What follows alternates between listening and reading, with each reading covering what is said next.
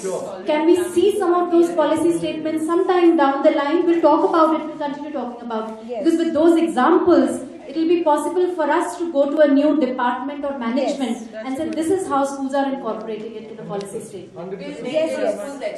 Sure. For us, it's already come into the KRAs of the principal and it's getting counted for their ACRs. Great. We need to get this information from you. So we'll have more engagement about this aspect specifically. Right. We also assessment, student assessment. We also have the best department awards. So we Yes. have an element where the international element dimension Ward is level awards. It's all very exciting. I think somewhere we are kind of not looped in together for some of these things. Yes. So let's do that, and that's more for a deliverable that we set for ourselves Right. together. Yes. And put it up in a just take all these things on board and take them forward. Yeah. Members, we did discuss that skills, attitude and knowledge are three key components of any BCSA, but ultimately in the course of discussion, we all of us started thinking that it is attitudes that finally defines the roles and responsibilities of any BCSA, and therefore I'd like to start with that.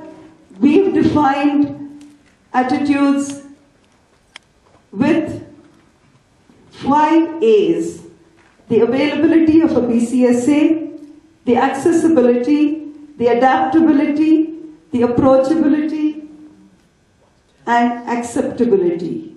Acceptability of new ideas and whatever form the other school is trying to frame their action plan, instead of immediately negating it, putting across, seeing something positive in that and trying to start working from there on and helping them out. All of these are self-explanatory. And then the 3 P's that are required in terms of the attitude of a BCSA: the positive attitude, the perseverance, and patience goes along with that, the productivity, and a buddy attitude to sum it all. You have to be able to be a friend and a mentor, more so a friend. Otherwise, the other school feels very difficult. In fact, when I was meeting them, they were so surprised, saying that even our principal and vice principal never sit down on the same table with us, discussing in such an informal way, putting yourself into our shoes and trying to visualize that project that they have planned for and trying to plan it out from A to Z.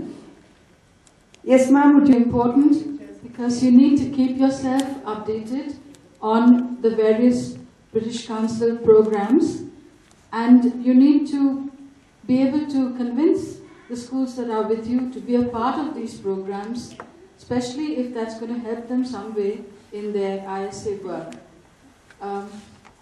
Initiatives and objectives of these programs, if you are fully aware of them and you can communicate this to your schools, that's definitely going to help you. You should be aware of all platforms and resources available which will enable them to carry out their projects efficiently. And you should be an effective communicator, so communication, and you have to be innovative and think out of the box. So you have to actually be able to set an example as to what you mean by thinking out of the box. And networking and effective PR work, because if you are not able to be an effective PR, find out which are those schools in the neighborhood that you should be networking with, and who is that person, the key person in that school, whom you have to be contacting for the right access to ISA, then time management and other managerial skills. Definitely without ICT skills, none of us could even start this venture, I'm sure. Organizing skills, creativity at its best in each BCSA, and presentation skills.